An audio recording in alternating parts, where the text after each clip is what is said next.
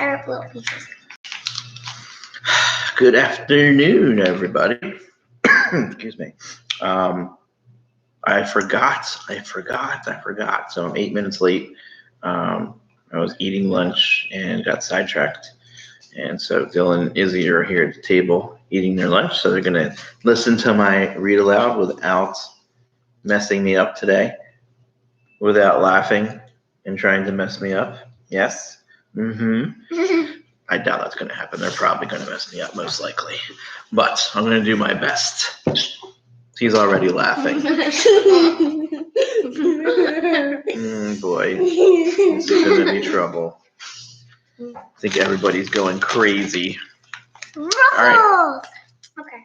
So, last chapter, we read in the barbershop. So we learned that Captain Cook, they had to go. So they tobogganed down 3 flights of stairs and then finally made it back home to their house.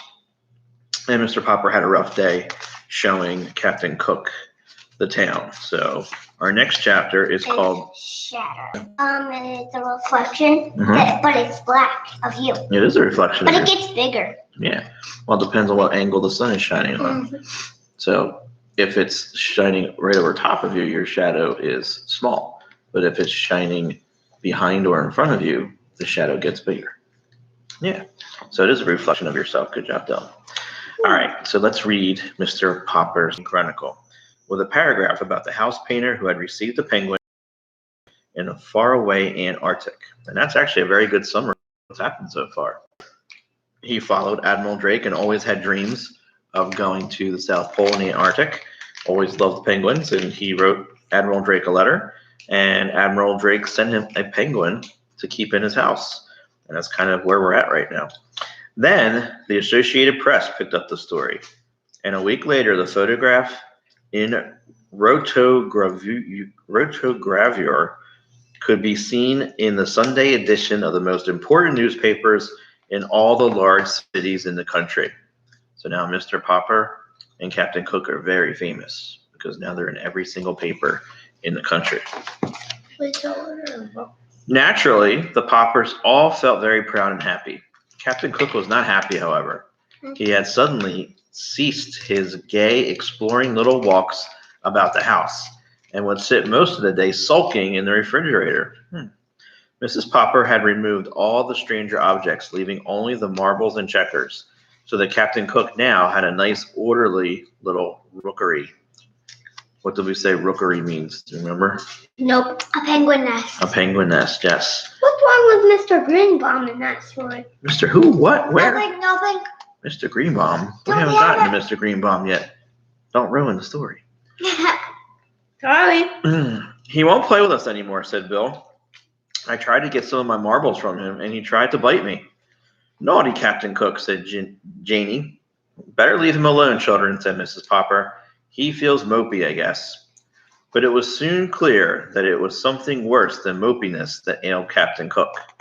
All day he would sit with his little white-circled eyes staring out sadly from the refrigerator. His coat had lost its lovely, glossy look. His round little stomach grew flatter every day. He would turn away now when Mrs. Popper would offer him some canned shrimps. One evening she took his temperature. It was 104 degrees. Well, Papa, she said, I think you better call the veterinary doctor. I'm afraid Captain Cook is really ill. But when the veterinarian came, he only shook his head. He was a very good animal doctor, and though he had never taken care of a penguin before, he knew enough about birds to see at a glance that this one was seriously ill. I will leave you some pills. Give him one every hour. Then you can try feeding him on sherbet and wrapping him in ice packs. But I cannot give you any encouragement because I am afraid it is a hopeless cause. This kind of bird was never made for this climate, you know. I can see that you have taken good care of him, but an Antarctic penguin can't thrive in still water. That night the Popper sat up all night, taking turns changing the ice packs. It was no use. In the morning, Mrs. Popper took Captain Cook's temperature again. It had gone up to 105. Everyone was sympathetic. The reporter on the Morning Chronicle stopped in to inquire about the penguin. The neighbors brought in all sorts of broths and jellies to tempt the little fellow. Even Mrs. Callahan, who had never had a very high opinion of Captain Cook, made a lovely frozen custard for him. Nothing did any good. Captain Cook was too far gone. Oh no. He slept all day now in a heavy stupor, and everyone was saying that the end was not far away. All the Poppers had grown terribly fond of the funny, solemn little chap, and Mr. Popper's heart was frozen with terror. It seemed to him that his life would be very empty if Captain Cook went away. Surely someone would know what to do for a sick penguin. He wished that there was some way of asking advice of Admiral Drake, away down at the South Pole, but there was not time. In his despair, Mr. Popper had an idea. A letter had brought him his pet. He sat down and wrote another letter. It was addressed to Dr. Smith, the curator of the great aquarium in Mammoth City, the largest in the world. Surely, if anyone had any idea what could cure a dying penguin, this man could. 2 days later, there was an answer from the curator. Unfortunately, he wrote, it is not easy to cure a sick penguin. Perhaps you do not know that we too have in our aquarium at Mammoth City a penguin from the Antarctic. It is failing rapidly, in spite of everyone we have done for it. I have wondered lately whether it is not suffering from loneliness. Perhaps that is what ails your Captain Cook. I am therefore shipping you under separate cover our penguin. You may keep her. There is just a chance that the birds may get along better together. And that is how Greta came to live at 432 Proudfoot Avenue. Mm-hmm. So the new penguin coming is named Greta. Mm-hmm. So hopefully, and we actually talked about this, the next chapter is called Greta. So I'm guessing that we're going to learn all about Greta in chapter 11. This is chapter just like there was a chapter 10. Called, okay. Just like there was a chapter called Captain Cook. Right. So the next chapter is called Greta. We're going to learn all about Greta. And we talked about this last night, actually, when we talked about your guinea pig, Izzy. We talked about how maybe Oreo likes to have a friend and is lonely. So we were talking about maybe possibly getting another guinea pig so that Oreo would be happier. Now, I don't see any signs of him being like Captain Cook, unhappy, but certain animals do better and are happier with someone to play with and to communicate with. And in this case, maybe that's what's causing Captain Cook to be unhappy and sad. So maybe we'll find out if Greta causes him to change his ways and be a happier penguin. I don't know. But that's my prediction of what's going to happen. We'll see. For today, I saw somebody just came on now, just a little late, you missed it, but I'm going to post it and you can click on the link to the YouTube video. If you ever miss any of the Mr. Popper's penguins, they're all on YouTube, so you can kind of listen to my read alouds every single day. Looks like most of you are working very hard today, which I'm very proud of. Some of you that normally take a little bit of time to do your work, you're on it today, which is great. And I think it helps getting up in the morning, looking at everybody and getting onto the live video in the morning and the Google Meet. And I think that's helping some of you get to work earlier. And that helps you get your work done, which is awesome. I did, thank you to Gavin's mom.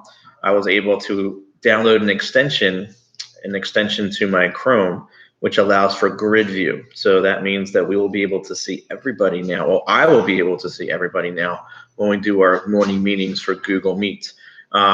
There is a way that I can do that for you guys. You can't download the extension, I don't think, on your Chromebooks unless the district allows it. But I can present my screen while you guys are kind of doing your morning meeting. So that might be a workaround where everybody will be able to see each other when we do our morning meetings. I'm going to text Mrs. Colonna here in a little bit and see when she's thinking about doing her morning meetings, and we'll continue with that. So remember, today, read for 15 minutes and then do your summary on your Google Doc. 15 minutes of iReady Path. Okay, some of you didn't do iReady yet, or you should have about 45 minutes of iReady time.